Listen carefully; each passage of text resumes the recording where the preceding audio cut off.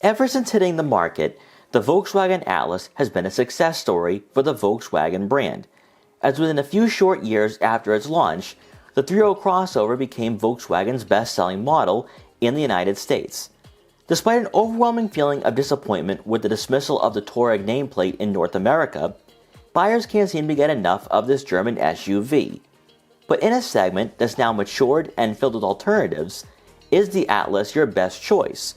Or is it a crossover for those with exquisite tastes looking for European engineering and design?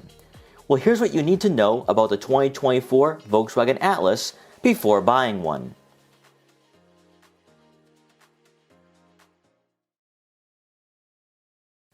We've grown accustomed to German vehicles often exhibiting sporty and athletic driving dynamics, even for their crossovers and SUVs, adding another dimension to the value proposition that American and Asian brands in this market typically steer away from.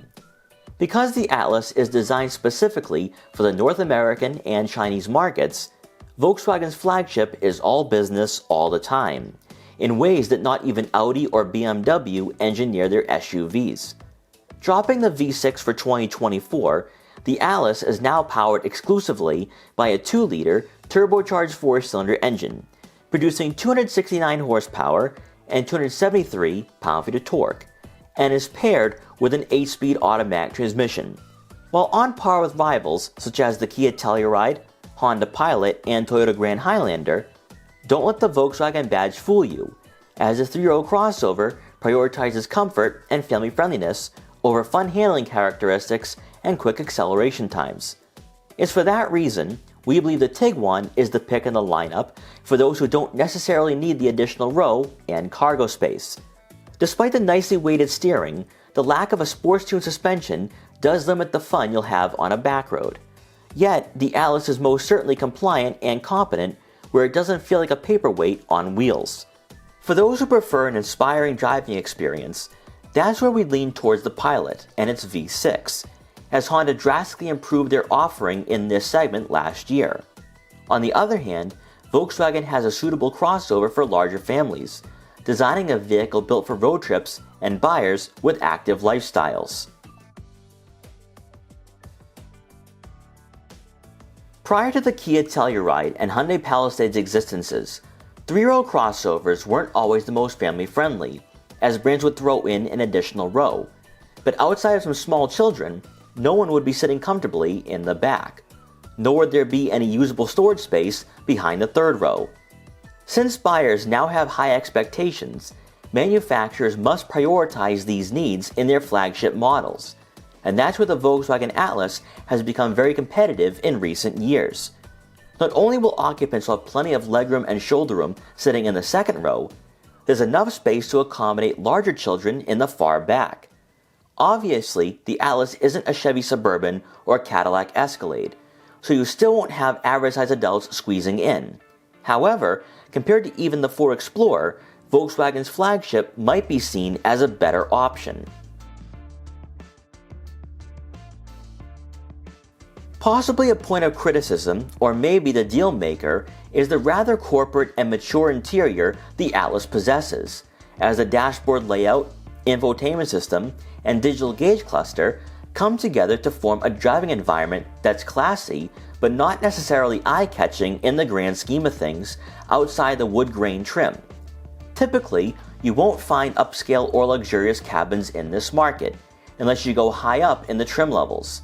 But Volkswagen at least incorporated a design that does feel unique and specific to the Atlas, rather than feeling like a stripped-down and rebadged Audi. Drawing most of your attention and will likely set the Atlas apart in this market will be the technology you'll be interacting with on a daily basis. In front of you, there will be a full digital gauge cluster, also known as Volkswagen's virtual cockpit, which for a crossover in this market brings the resolution and intuitiveness you typically find in more expensive German luxury vehicles. Unlike on the GTI and Golf R, you won't have haptic feedback buttons on the steering wheel, which is a welcome subtraction for the Atlas from a user-friendliness perspective. This display is fully customizable, where you can scroll through different layouts, showcase the navigation map if equipped, and access vehicle info that's relevant to you. On higher trims for this crossover, you will have a head-up display that's easy to read and adjustable, with the settings being embedded in the head unit. As you transition to the infotainment system, you'll have a 12-inch touchscreen with Apple CarPlay and Android Auto compatibility, with onboard navigation being available.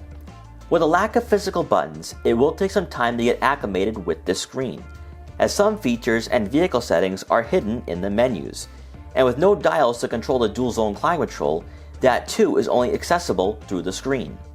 Easing you into this new user interface is the responsiveness, as there's no lagging with the screen, and generally you can find what you're looking for relatively quickly.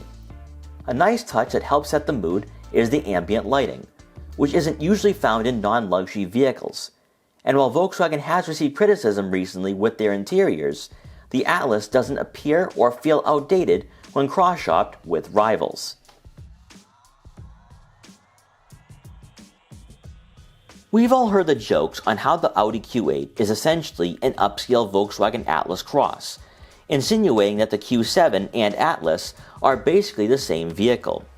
As much as Volkswagen is probably flattered to hear this, the Atlas is underpinned by the MQB platform, and with that comes some major discrepancies in regards to chassis rigidity, refinement, and performance compared to Audi's MLB Evo platform that the Q7 and Q8 utilize.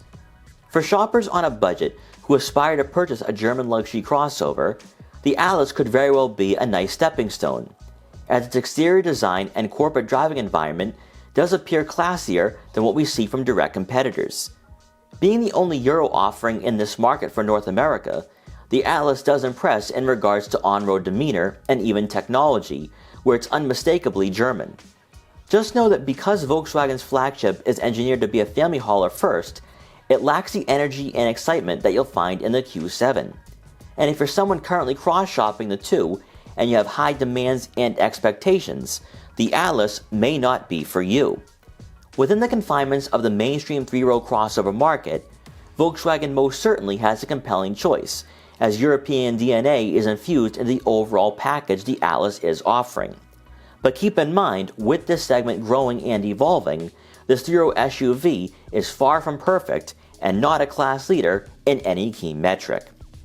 We hope you enjoyed this quick buyer's guide for the 2024 Volkswagen Atlas. Please like, comment, share, and subscribe for more videos like this one.